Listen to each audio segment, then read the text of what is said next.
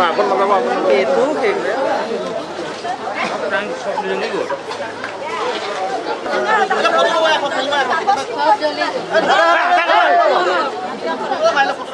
ঠান্ডা হয়ে গেল এটা সব এটা সাইডা নহলে ইয়াতে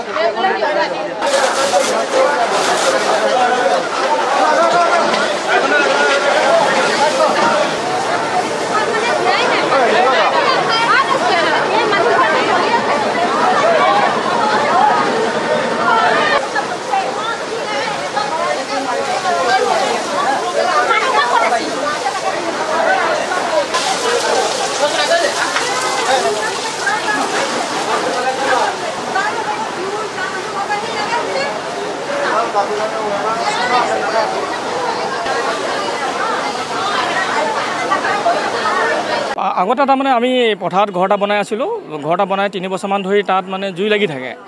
জুই লাগি থকাৰ কাৰণে মই বাহিৰত থাকোঁ মই BSFত চাকৰি কৰোঁ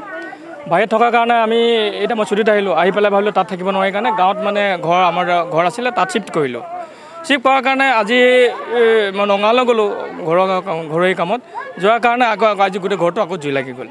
পুৰা ঘৰ জ্বলি গ'ল ভিতৰত ডকুমেণ্ট চকুমেণ্ট মোৰ BSFত যিবিলাক ডকুমেণ্ট আছিল চব জ্বলি গ'ল আৰু জ্বলি গোৱাত মই মানে আজি ভাবিছোঁ যে মই তাত গৈ কি ক'মগৈ গম পোৱা নাই তাতো আজি 3 বছৰমান ধৰি তাতো জুই লাগিয়ে থাকে কাপোৰ ৰাখিবই নোৱাৰি এইটো মানে তাত 3 বছৰমান হ'ল 3 বছৰত মানে নিজে মানে আপোনাৰ বাকচত বস্তু থ'লেও জ্বলি যায় কাপোৰ আৰু য'তেই যিকোনো বস্তু নিজে জ্বলি যায় মানে এতিয়া তাত মানে